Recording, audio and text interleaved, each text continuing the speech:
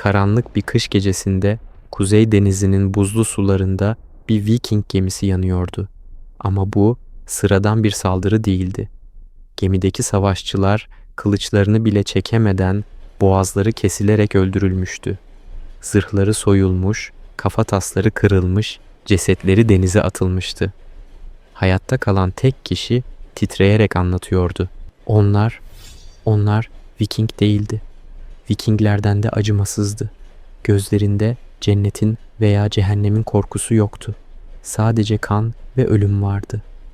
Tarih kitaplarının sayfalarından silinen, adları fısıltıyla anılan, Vikinglerin bile titreyerek bahsettiği bir kabile vardı. Onların ismi telaffuz edildiğinde bile savaşçılar tanrılarına dua ederdi. Bugün bu silinmiş medeniyetin karanlık hikayesini, kanla yazılmış tarihini ve kuzeyin en korkunç sırrını ortaya çıkaracağız. Miladi 9. yüzyılın ortaları. Avrupa kıtası kan ve ateş içinde yanıyordu. Viking saldırıları doruk noktasındaydı.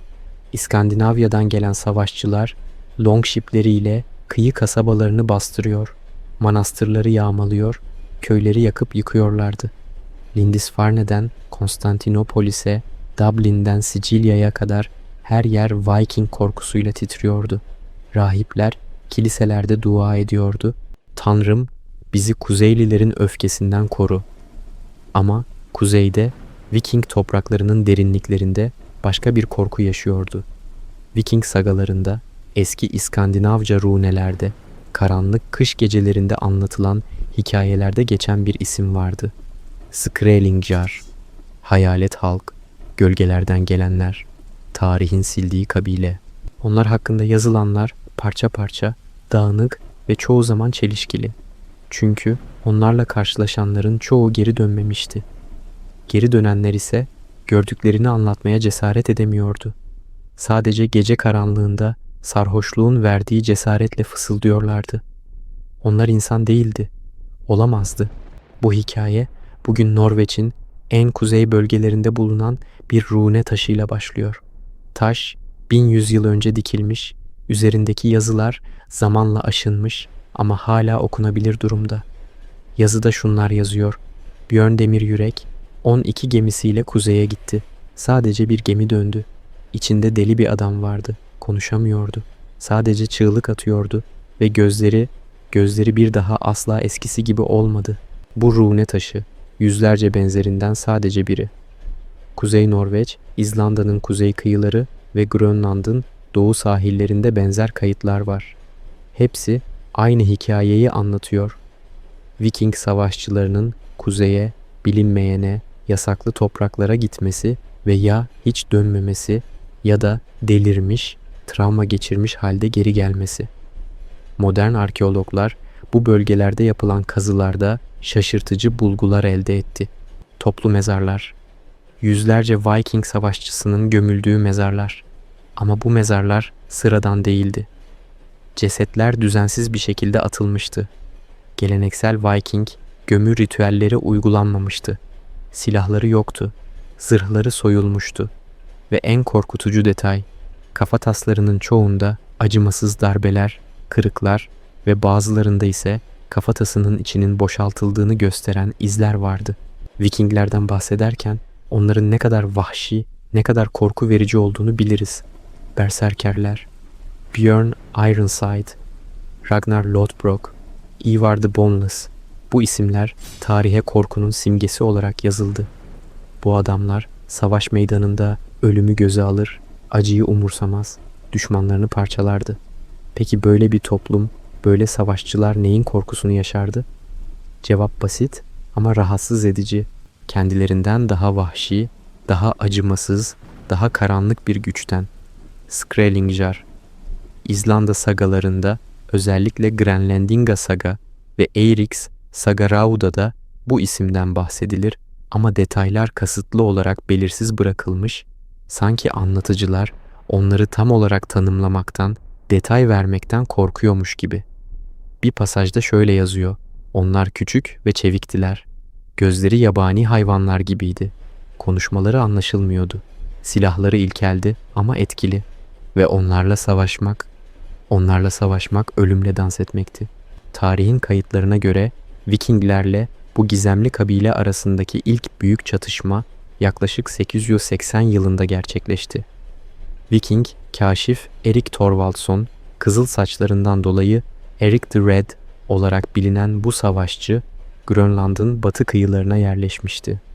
O dönemde Grönland, bugünkünden daha sıcak, daha yaşanabilir bir yerdi. Erik ve adamları verimli topraklar bulmuş, yerleşimler kurmuşlardı. Ama bir gün yerleşimin kuzeyinden garip işaretler görmeye başladılar. Hayvan leşleri, ağaçlara oyulmuş semboller, kanlı izler. Erik 15 savaşçısıyla kuzeye keşfe gitti. 3 gün sonra sadece 5 adam döndü. Erik içlerinde değildi. Geri dönenler anlatıyordu. Sisle kaplı bir vadide pusuya düşmüşler. Kayalardan, ağaçların arasından oklar yağmaya başlamış. Ama bunlar normal oklar değilmiş. Uçları kemikten yapılmış, zehirle kaplanmış. Erik'i vuran ok göğsüne saplanmış. Adam hemen düşmemiş ama birkaç dakika içinde vücudu kasılmaya, ağzından köpük gelmeye başlamış. Ölürken gözleri fal taşı gibi açılmış, bir şey söylemeye çalışmış ama sadece boğuk bir çığlık çıkmış boğazından. Saldırganlar kendilerini göstermemişler başta. Sadece sesler duyuluyormuş, insan sesi gibi ama aynı zamanda hayvan ulumalarını andıran sesler. Sonra sisin içinden şekiller belirmeye başlamış. Kısa boylu ama inanılmaz çevik. Vücutları hayvan derisiyle kaplı. Yüzleri boyalı, beyaz ve siyah çizgilerle kaplanmış. Gözleri diri dönen savaşçıların anlattığına göre normal insan gözü gibi değilmiş. Daha büyük, daha vahşi. Bir Viking savaşçı o günü şöyle anlatmış. Kılıcımı çektim. Biri üzerime atladı. Öyle bir hızla geliyordu ki ne olduğunu anlamadım. Koluma bir acı saplandı. Baktım, çakmak taşından bir bıçak koluma girmiş. Adamı iterek yere düşürdüm. Kılıcımı savurdum ama o yerde yuvarlanarak kaçtı. Sonra bir çığlık duydum. Yanımdaki arkadaşım boğazı kesilmiş halde yere düşüyordu. Bunlar hayalet gibiydi. Sessiz, hızlı, ölümcül. Grönland yerleşimleri bu olaydan sonra savunma duvarları inşa etmeye başladı. Viking gemileri kuzeye keşif yapmayı bıraktı. Ama saldırılar durmadı. Her yıl kış aylarında karanlık gecelerde Skrælingjar yerleşimlere baskın yapıyordu. Gıda depolarını yağmalıyorlar, hayvanları kesiyorlar, bazen insan da kaçırıyorlardı. Kaçırılanlar bir daha görülmüyordu. Bir keresinde bir Viking yerleşiminde bulunan cesetler o kadar korkunç bir şekilde parçalanmıştı ki gömülmeleri bile mümkün olmamıştı. Cesetler yakılmak zorunda kalmıştı. Rahipler şeytani bir gücün işareti olduğunu söylüyordu. Vikingler ise tanrılarına kurbanlar kesiyordu. Odin'e, Thor'a, Freya'ya adaklar sunuyorlardı. Ama hiçbir şey işe yaramıyordu. Skrælingjar'ın kim olduğuna dair teoriler çok çeşitli. Bazı tarihçiler bunların Grönland'ın yerli halkı Inuitler olduğunu söylüyor. Ama Inuit kayıtları bu dönemde Vikinglerle çatışmalardan bahsetmiyor. Üstelik Inuitler genelde barışçıl bir halktı. Ticareti tercih ederlerdi. Bazı arkeologlar ise bunların daha farklı, daha eski bir kabile olduğunu düşünüyor. Belki de Kuzey Amerika'nın en eski yerli topluluklarından biri.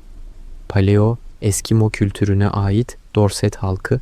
Bu halk M.Ö. 1000. yıllardan itibaren Arktik bölgelerde yaşıyordu. İnanılmaz hayatta kalma yetenekleri vardı. Ama aynı zamanda çok az şey biliyoruz onlar hakkında. Çünkü yazılı kayıt bırakmadılar. Sadece kemik eserler, taş aletler ve gizemli oyma figürler. Bu figürler şamanlık ritüellerini, ruh dünyasına olan inançlarını gösteriyor ve bazı figürler insanın tüylerini diken diken ediyor. İnsan kafa taslarını tutan figürler, kanibalizm sahnelerini andıran oyma eserler. Vikinglerle Skrælingjar arasındaki en büyük çatışma kayıtlara göre 1009 yılında gerçekleşti. Thorfinn Karlsefni adında bir Viking lideri büyük bir keşif filosu hazırlamıştı. 3 büyük gemi, 160 savaşçı, kadınlar ve çocuklar da dahil olmak üzere toplam 250 kişi.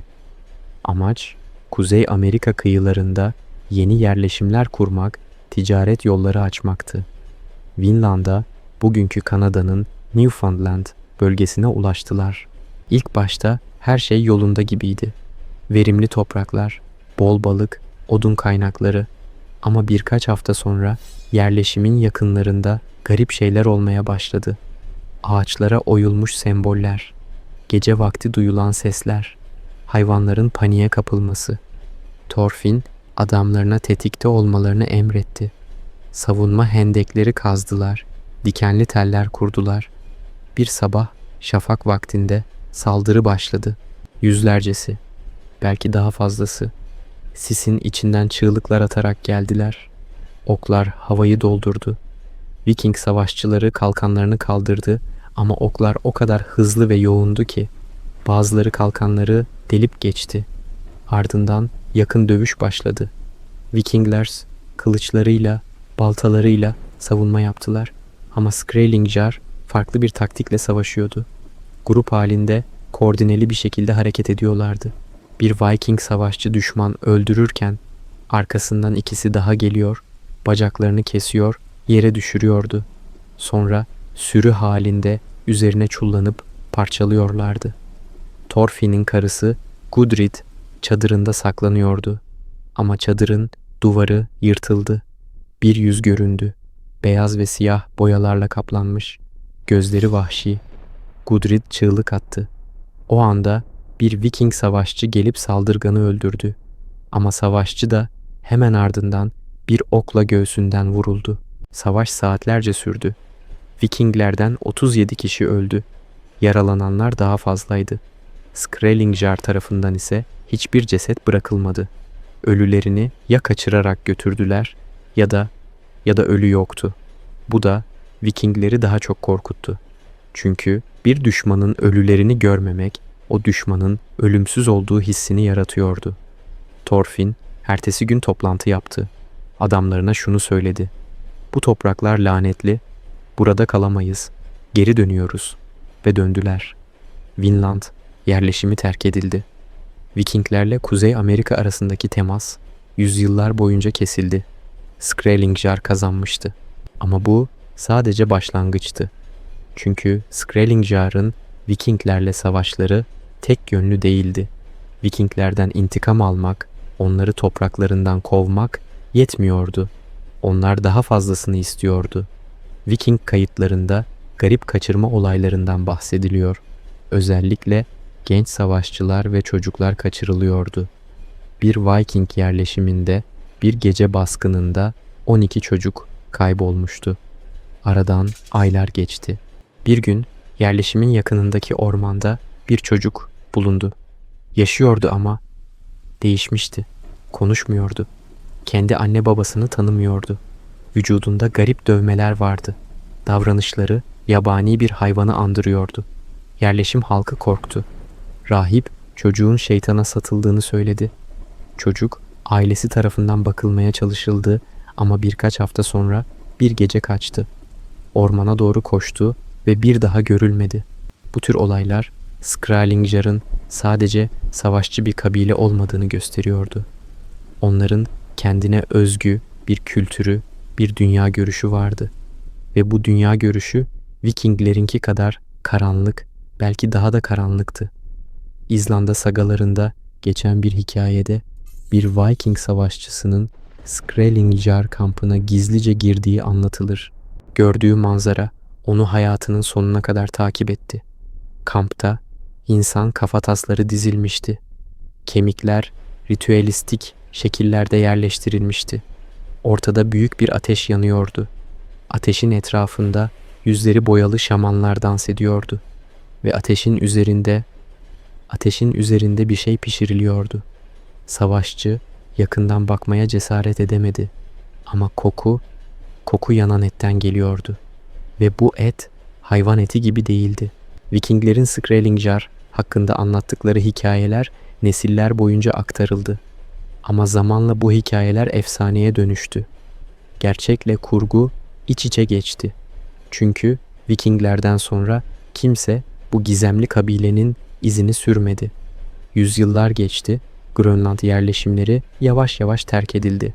Vikinglerle Skrælingjar arasındaki savaşlar tarihin sayfalarında solup gitti. Ta ki 20. yüzyıla kadar. 1945 yılında İkinci Dünya Savaşı sona eriyordu. Müttefik güçler Kuzey Atlantik'te askeri üsler kurmuştu. Grönland'ın kuzey bölgelerinde yapılan bir askeri keşif sırasında Danimarka askerlerinden oluşan bir ekip ıssız bir vadide şaşırtıcı bir keşif yaptı. Kayalıkların arasında yarı gömülü halde yüzlerce insan iskeleti, ilk başta bunların savaş kurbanları olduğu düşünüldü. Belki Vikinglerle yerli halk arasındaki bir çatışmanın sonucu. Ama yakından incelendiğinde durum daha karmaşık çıktı. İskeletler farklı zaman dilimlerinden geliyordu. Radyokarbon testleri bazı kemiklerin 9. yüzyıldan, bazılarının ise 11. yüzyıldan kaldığını gösterdi. Ve en şaşırtıcı detay, kemiklerin bir kısmı Viking iskeletleriydi, bir kısmı ise tamamen farklı bir etnik kökene işaret ediyordu. Daha küçük, daha ince kemik yapısı, kafatası özellikleri Eskimo veya yerli Amerikan halklarına benziyordu. Ama burada biten değildi. Kemiklerin birçoğunda kesikler, kırıklar ve şiddet izleri vardı. Kafataslarında delikler, kaburgalarda kırıklar, uzuvlarda kopma izleri. Arkeologlar bunların bir katliamın kalıntıları olduğu sonucuna vardı. Ama kimin kimi öldürdüğü belirsizdi. Mezar, Viking mezar geleneğine uymuyordu. Skrælingjar geleneğine de. Sanki her iki taraf da burada savaşmış, ölmüş ve sonra başka biri gelip cesetleri toplu halde gömmüştü. Bu keşif akademik dünyada büyük tartışma yarattı. Bazı arkeologlar bunun Viking yerli halk çatışmasının kanıtı olduğunu savundu. Bazıları ise daha farklı bir teori öne sürdü. Belki de Vikinglerle Skrælingjar bir noktadan sonra birbirlerine asimile olmuştu. Belki de aralarında evlilikler, ticaret, kültürel alışveriş olmuştu. Ve bu toplu mezar iki kültürün bir arada yaşadığı ancak sonunda trajik bir şekilde yok olduğu bir yerleşimin kalıntısıydı. Ama bu teori bir soruyu cevaplamıyordu. Eğer Skrælingjar Vikinglerle barış içinde yaşıyorsa, neden Viking sagaları onlardan bu kadar korkuyla bahsediyordu? Neden her kayıt onları vahşi, acımasız, insanlık dışı varlıklar olarak tanımlıyordu? Cevap 1984 yılında bulundu. Kanada'nın Baffin adasında bir Inuit köyünün yakınlarında yapılan kazılarda şaşırtıcı bir bulgu ortaya çıktı. Toprak altında eski bir yerleşim yeri. Ama bu bilinen hiçbir yerleşime benzemiyordu. Yapılar kemik ve odundan inşa edilmişti. Duvarlar hayvan derisiyle kaplanmıştı. Ve içeride bulunan eşyalar hem Viking kültürüne hem de yerli kültürlere ait özellikler taşıyordu. Demir aletler, Viking tarzı bıçaklar ama aynı zamanda taş uçlu mızraklar, kemikten yapılma iğneler, şamanlık ritüellerinde kullanılan maskeler. Arkeologlar buranın bir hibrit yerleşim olduğu sonucuna vardı. Vikinglerle Skrælingjar'ın bir arada yaşadığı, hatta belki birbirlerine karıştığı bir yer. Ama asıl şok edici bulgu yerleşimin merkezinde yapılan kazıda çıktı. Büyük bir çukur, içinde yüzlerce insan kemiği ama bu kemikler düzenli bir şekilde gömülmemiş, rastgele atılmıştı ve kemiklerin birçoğunda insan dişi izleri vardı. Kesilmiş, kırılmış, iliği çıkarılmış kemikler. Kafa tasları içi boşaltılmış halde. Arkeologlar önce buna inanamadı. Belki hayvan saldırısı, belki doğal ayrışma. Ama analizler başka bir gerçeği ortaya koydu. Bunlar insan dişi izleriydi ve kemikler sistematik bir şekilde işlenmiş, et dokusu soyulmuş, kemik iliği çıkarılmış haldeydi. Kanibalizm. Ama tek seferlik, hayatta kalma amaçlı bir kanibalizm değil. Ritüelistik, organize, sistematik bir kanibalizm. Bu bulgu, Skrælingjar hakkındaki en karanlık teorileri doğruluyordu. Viking sagalarında geçen O korkunç anlatılar belki de efsane değildi. Belki de gerçekten yaşanmış olaylardı. Antropologlar konu üzerinde çalışmaya başladı. Dünyanın farklı yerlerinde, farklı kültürlerde kanibalizm pratikleri olduğu biliniyordu. Aztekler, Papua Yeni Gine'deki bazı kabileler, Çin'in bazı dönemlerinde. Ama bunların çoğu ritüelistik veya savaş sonrası sembolik uygulamalardı. Skrælingjar'ın yaptığı ise farklı gibiydi. Daha sistematik, daha endüstriyel. Kemiklerdeki kesim işaretleri bunun acele yapılmış bir iş olmadığını gösteriyordu. Profesyonel bir şekilde, belki nesiller boyunca aktarılan tekniklerle yapılmıştı. Bir antropoloji profesörü bu bulguları şöyle yorumladı. Skrælingjar için kanibalizm sadece gıda değildi. Bu bir güç ritüeliydi. Düşmanın gücünü almak, onun ruhunu sindirmek. Birçok eski kültürde savaşta öldürülen düşmanın etini yemek, onun cesaretini, gücünü kendine katmak anlamına gelirdi. Ama Skrælingjar bunu bir adım öteye taşımış olabilir. Belki de onlar için bu düşmanı tamamen yok etmenin bir yoluydu. Sadece bedenini öldürmek değil, ruhunu da tüketmek. Bu yorum Vikinglerin neden bu kadar korktuğunu açıklıyordu. Çünkü Vikinglerle savaşan düşmanlar genelde ya öldürülüyor ya da esir alınıyordu. Ama öldürülen bir Viking savaşçısı Valhalla'ya giderdi. Odin'in yanında sonsuz savaşa katılırdı. Bu onurlu bir sondur. Ama eğer cesedin yenilirse, ruhun tüketilirse ne olur? Valhalla'ya gidemezsin. Sonsuz bir boşluğa, yokluğa mahkum olursun. 1997 yılında Norveç'in en kuzey köşesinde Finnmark bölgesinde yaşayan bir Sami ailesinin çocuğu ormanda oynarken garip bir mağara buldu. Mağaranın girişi kayalarla kapatılmıştı. Ama yılların erozyonu kayaları kaydırmıştı. Çocuk merakla içeri girdi. El feneriyle etrafı aydınlattığında gördüğü manzara onu şok etti. Duvarlarda yüzlerce oyma resim. Hayvan figürleri, insan figürleri, gizemli semboller. Ama bunlar sıradan mağara resimleri değildi. Çok daha detaylıydı, çok daha rahatsız ediciydi. Bir resimde bir grup insan başka bir grubu kuşatmıştı. Kuşatılanların kafaları kesiliyordu. Bir başka resimde insan figürleri bir ateşin etrafında dans ediyordu. Ateşin üzerinde insan şekline benzeyen bir şey vardı. Çocuk korktu ve kaçtı. Ailesine anlattı. Aile yerel yetkililere haber verdi. Arkeologlar geldi. Mağara tarihlendi. Yaklaşık 1100 yıllık olduğu belirlendi. Yani 9. 10. yüzyıl, Viking çağı.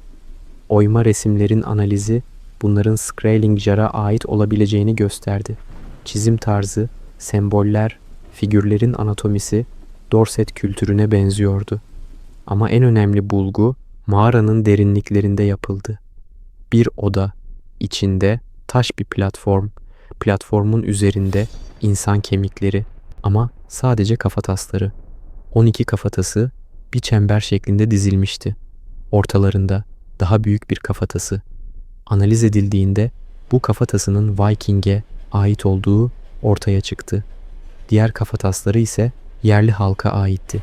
Arkeologlar bunun bir ritüel mekanı olduğu sonucuna vardı. Belki de Skrælingjar şamanlarının kullandığı bir tür tapınak. Bu keşiften sonra Skrælingjar hakkındaki araştırmalar hız kazandı. Ama ne kadar çok bulgu elde edilse de o kadar çok soru ortaya çıkıyordu. Skrælingjar gerçekten kimdi? Nereden gelmişlerdi? Neden Vikinglerle bu kadar şiddetli çatıştılar? Ve en önemlisi nereye gittiler? Çünkü 12. yüzyıldan sonra Skrælingjar'dan hiçbir iz kalmamıştı. Sanki yeryüzünden silinmişlerdi. Viking yerleşimleri de aynı dönemde terk edilmeye başladı.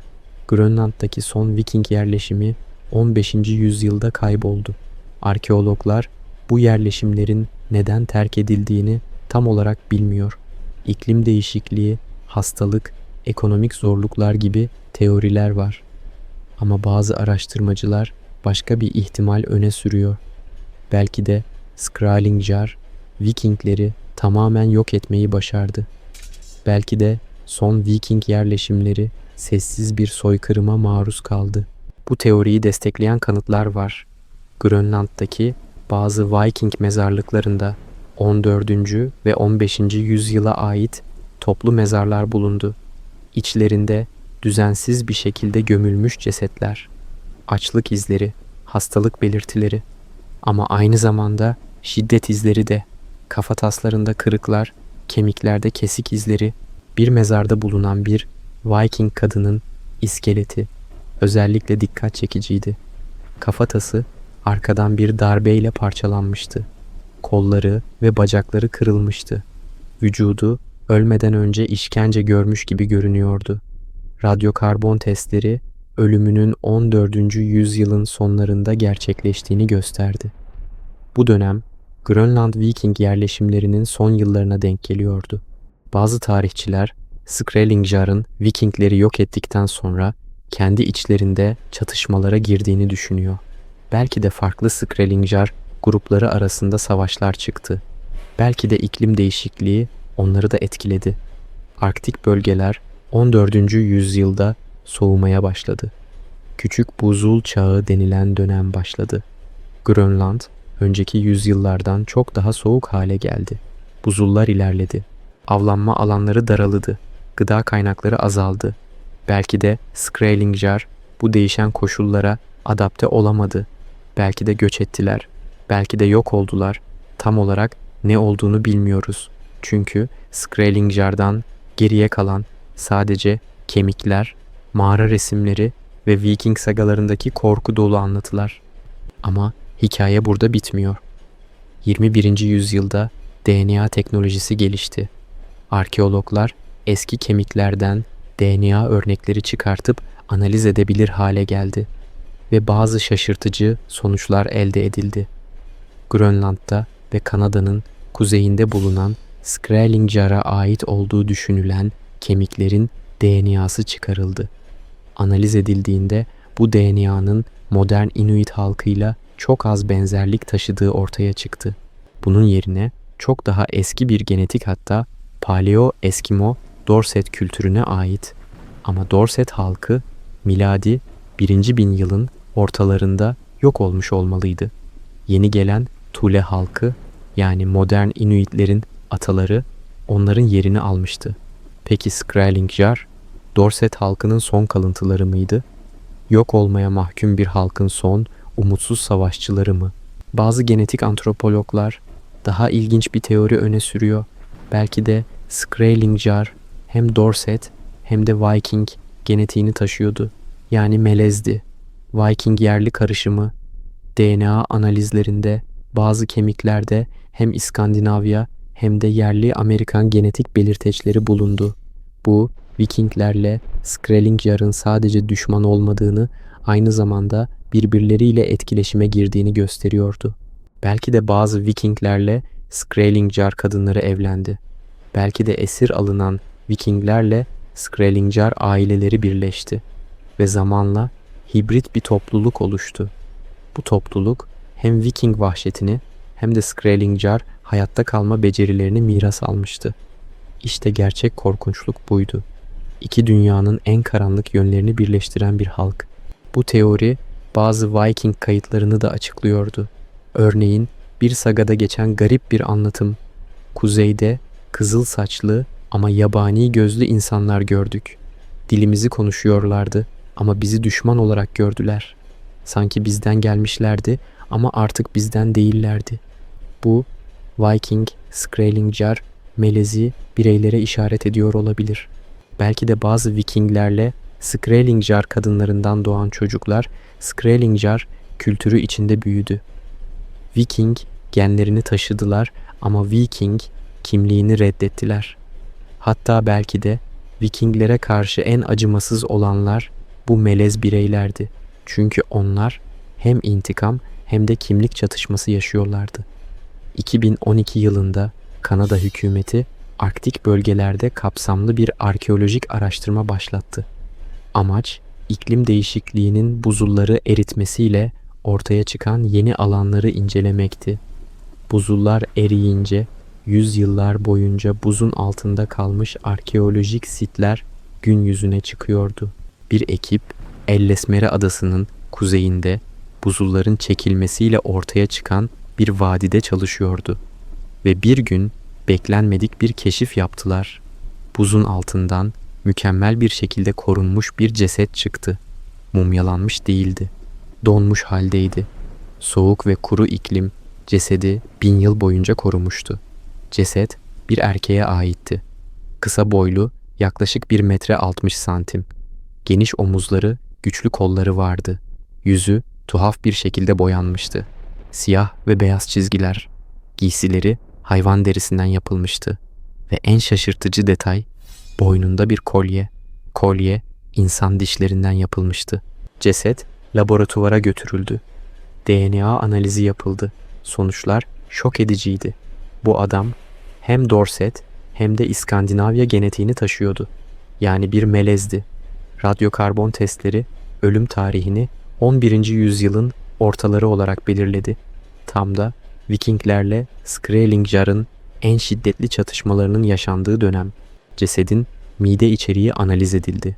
Son yemeğinde ne yediği belirlendi. Balık, fok eti ve insan dokusu kesin olarak tespit edildi. Bu adam ölmeden önce insan eti yemişti. Dişlerindeki aşınma izleri düzenli olarak et çiğnediğini gösteriyordu ve dişlerinde bulunan mikro kalıntılar bu etin sadece hayvan eti olmadığını ortaya koydu. İnsan proteini izleri tespit edildi. Bu keşif dünya basınında büyük yankı uyandırdı. Kanibal, Viking, Eskimo melezi bulundu gibi manşetler atıldı. Ama bilim insanları daha dikkatli olmaya çağırdı. Kanibalizm sadece vahşet olarak yorumlanmamalıydı. Birçok kültürde hayatta kalma için veya ritüelistik nedenlerle yapılmıştı. Ama bu cesedin hikayesi farklı gibiydi. Çünkü boynundaki kolye kasıtlı bir seçimi gösteriyordu. İnsan dişlerinden kolye yapmak sadece hayatta kalma değildi. Bu bir kimlik göstergesiydi. Bir statü sembolüydü. Belki de Skrælingjar kültüründe insan dişi kolyesi takmak güçlü bir savaşçı olduğunu, çok düşman öldürdüğünü gösteriyordu. Modern antropolojinin Skrælingjar hakkında öğrendikleri her yeni bulguyla birlikte karanlık tablo daha da netleşiyordu. Ama aynı zamanda daha da ürkütücü hale geliyordu. Çünkü artık anlaşılmıştı ki Skrælingjar sadece vahşi bir kabile değildi. Son derece organize, stratejik düşünen, kendi içinde kompleks bir hiyerarşiye sahip bir topluluktu. 2015 yılında yapılan bir çalışmada Grönland'ın farklı bölgelerinde bulunan Skrælingjar eserlerinin karşılaştırılması şaşırtıcı bir sonuç ortaya çıkardı. Farklı bölgelerdeki Skrælingjar grupları birbirleriyle iletişim halindeydi. Kullandıkları semboller, oyma teknikleri, hatta silah yapım tarzları birbirine benziyordu. Bu, onların geniş bir ağa sahip olduğunu gösteriyordu. Belki binlerce kilometre uzunluğunda bir iletişim ağı. Kuzeydoğu Kanada'dan Grönland'a, oradan da Kuzey Norveç kıyılarına kadar uzanan bir ağ. Bu keşif, Vikinglerin neden bu kadar çaresiz kaldığını açıklıyordu. Çünkü onlar tek bir düşmanla değil, koordineli bir ağla savaşıyorlardı. Bir bölgede Viking gemisi görüldüğünde belki yüzlerce kilometre ötedeki Skrælingjar grupları haber alıyordu. Duman işaretleri, davul sesleri, koşucular. Antik dünyanın en gelişmiş iletişim sistemlerinden biri. Vikinglerle bir yerleşimde çatışma çıktığında günler içinde yakındaki tüm Skrælingjar grupları harekete geçiyordu.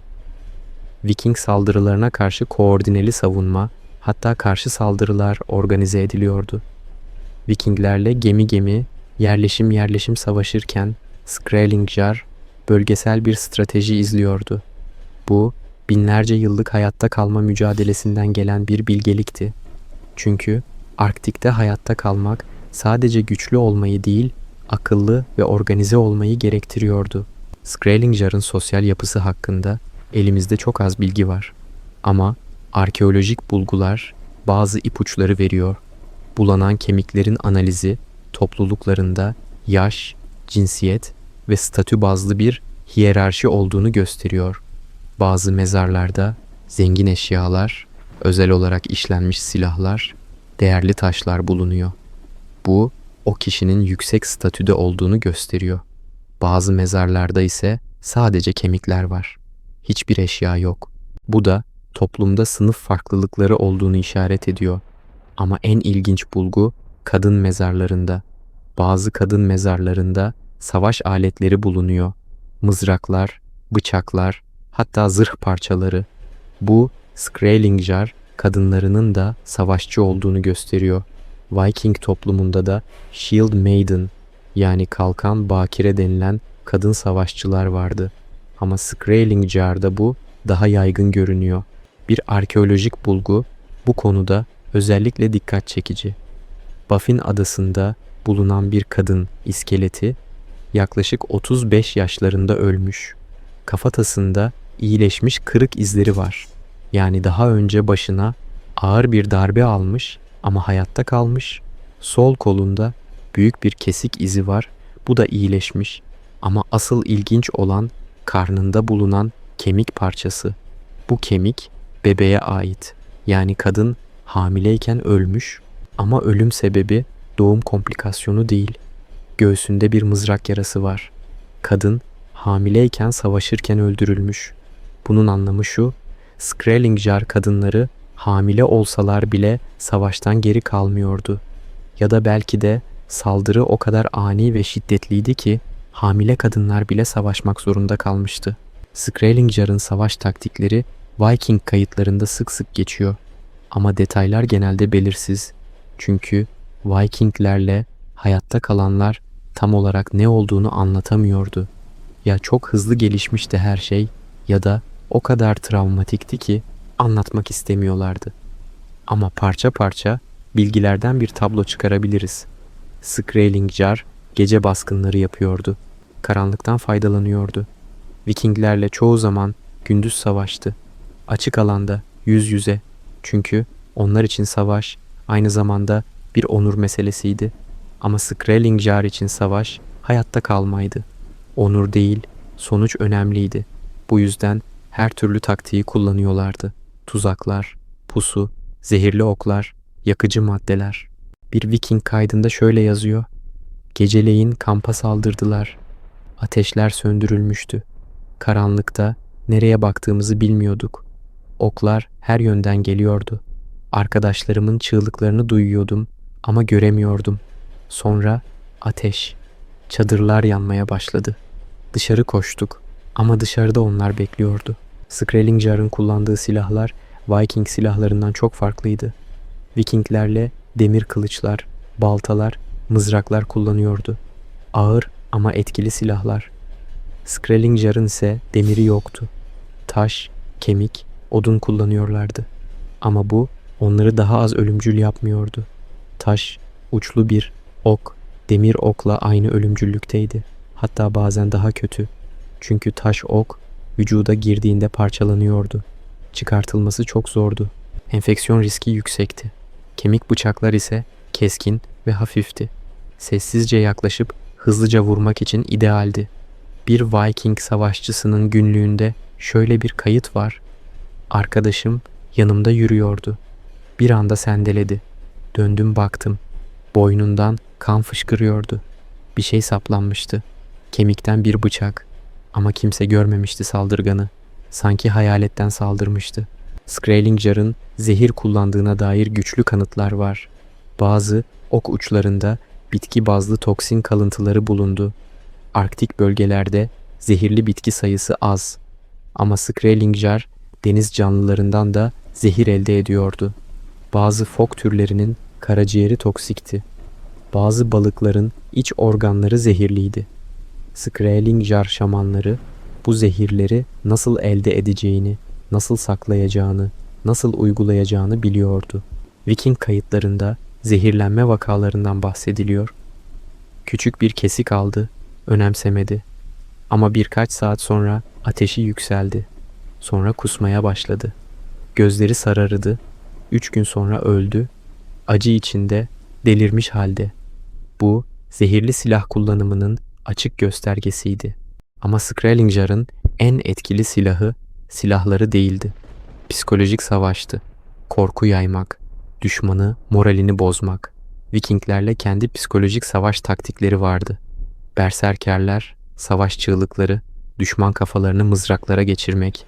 Ama Skrælingjar farklı bir seviyedeydi. Onlar düşmanın aklını karıştırmak, onu paranoik yapmak, onu içten çökertmek üzerine kurgulanmış taktikler kullanıyordu. Örneğin bir Viking yerleşimine saldırmadan önce günlerce sessizce izliyorlardı. Gece vakti yerleşimin etrafında garip sesler çıkartıyorlardı. Hayvan ulumalarını andıran ama aynı zamanda insan sesi gibi olan sesler. Vikinglerle uykusuz kalıyordu. Gerginlik artıyordu. Sonra bir gece yerleşimin girişine bir şey bırakılıyordu. Belki bir kafatası, belki bir hayvan cesedi, belki sadece kanlı bir kumaş parçası. Ama mesaj açıktı. Seni izliyoruz ve yakında geleceğiz. Bir Viking yerleşiminin hikayesi bu taktiğin ne kadar etkili olduğunu gösteriyor.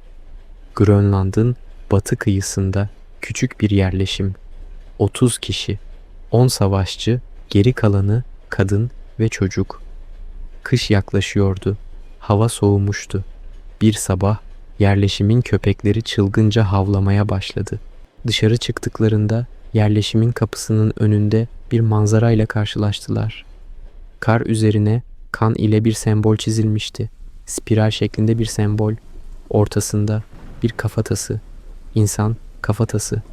Yerleşim lideri kafatasını inceledi. Tanıdı. Bu 6 ay önce kuzeye keşfe giden bir savaşçıya aitti. Demek ki Skrælingjar o adamı yakalamış, öldürmüş ve şimdi kafatasını mesaj olarak geri gönderiyordu. Yerleşim panik içindeydi. Savunma hazırlıkları yapıldı ama hiçbir saldırı gelmedi. Günler geçti, haftalar geçti. Hiçbir şey olmadı ama gerilim artıyordu. Herkes paranoyak olmuştu. Gölgelere bakıyordu. Seslere irkiliyor. Gece nöbetleri uzatıldı. Ama bu insanları daha da yoruyordu. Bir gece bir kadın çığlık attı. Çadırında bir şey görmüştü. Herkes koştu. Ama hiçbir şey yoktu. Kadın bir gölge gördüğünü söylüyordu. Ama başka kimse görmemişti. Başka bir gece bir adam çığlık atarak uyandı.